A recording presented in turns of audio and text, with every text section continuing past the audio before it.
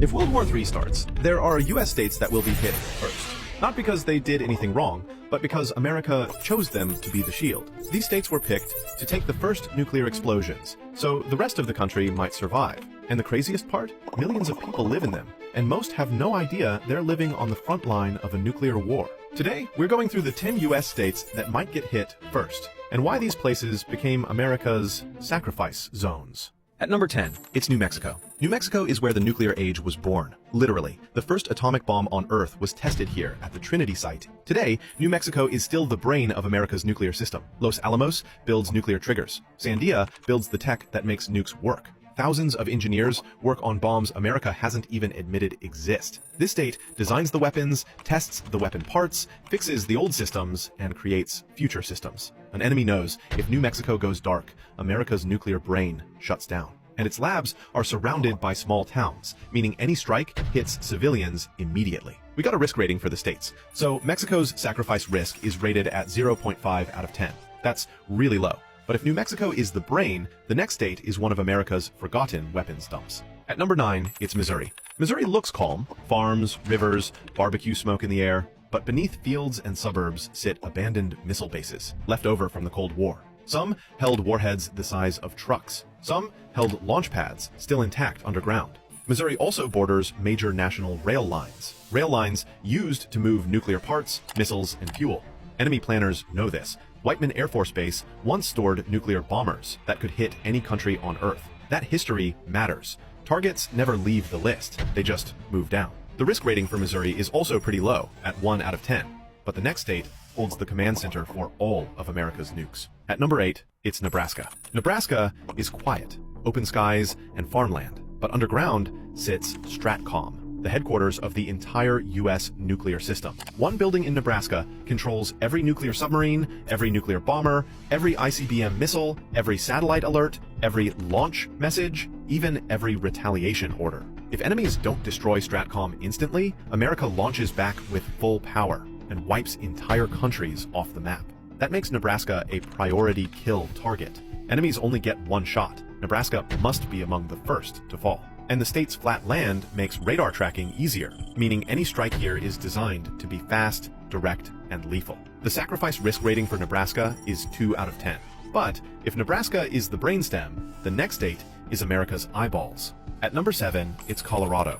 Colorado hides the most secure bunker in America, Cheyenne Mountain. This bunker can survive nuclear blasts, EMP waves, shock waves, radiation, and even chemical attacks. Inside it sits NORAD, the system that watches the sky 24/7 and spots enemy missiles the moment they launch. If Colorado is destroyed, America becomes blind for several minutes. Those minutes could decide everything. Colorado also holds space command centers, satellite control rooms, high-altitude research bases, the Air Force Academy, major communication nodes. Knocking out Colorado cripples America's ability to react. The sacrifice risk rating for Colorado is 1.5 out of 10. At number 6, it's Kansas. Kansas looks harmless, corn, highways, sunsets, but Kansas sits under multiple nuclear flight lanes. If an ICBM aimed for another state drifts even a little, Kansas becomes the impact zone. The state is also filled with old missile fields, many sealed but never removed. Shallow, hard-to-hide scars of Cold War planning.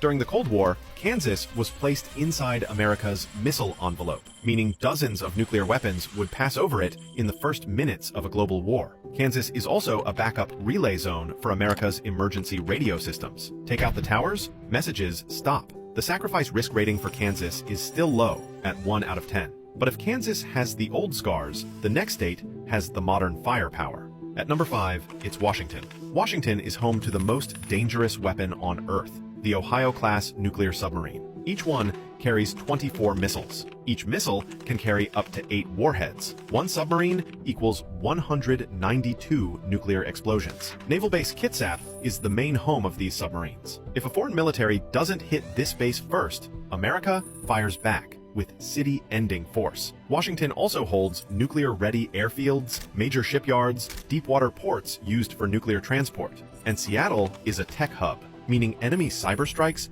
pair perfectly with physical strikes. The sacrifice risk rating for Washington is 2 out of 10.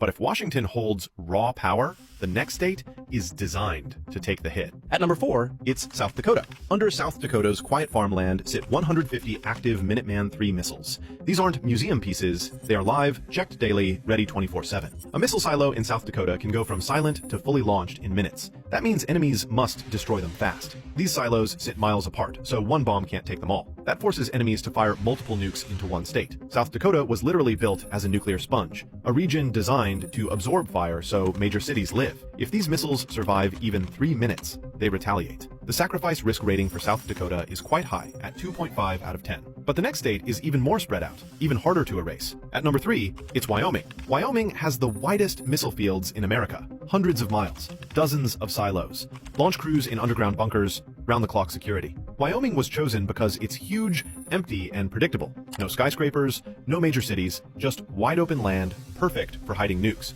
An enemy must fire many missiles to hit everything, and even then they might miss. Wyoming is also home to massive radar zones and open land used for aircraft training. If World War III begins, Wyoming gets hit almost instantly. The sacrifice risk rating for Wyoming is also kinda high, at 2.5 out of 10. At number 2, it's Montana. Montana is the front door to America in a nuclear war. Montana has over 150 active nuclear missiles spread across mountains, plains, and valleys. It also holds early warning radar, launch command centers, nuclear fuel storage, and bomber training zones. Montana's missiles sit closer to Russia than any other continental US missile. That makes Montana a guaranteed target, and it actually got a high sacrifice risk rating of 3 out of 10. But one state has even more targets, more systems, more silos, more responsibility. At number 1, it's North Dakota. North Dakota is target number 1. No wiggle room, no debate, no hesitation. Why? Because North Dakota holds America's largest cluster of nuclear missiles, one of America's most important bomber bases, early warning radar, launch crews, nuclear aviation fuel, communication lines. If North Dakota survives even 5 minutes, America strikes back and ends the war. If North Dakota falls instantly, the enemy gains a tiny advantage. So if missiles fly, North Dakota gets hit first. The sacrifice risk rating for North Dakota is the highest, at 3.5 out of 10. But one important thing to note, these states weren't chosen randomly. They were chosen because of their land, their location, and the bases America built on them. Some states protect America, some states are the protection. And these 10 states sit right on the edge of the world's most dangerous line. If you enjoyed the video, subscribe. This is Glore.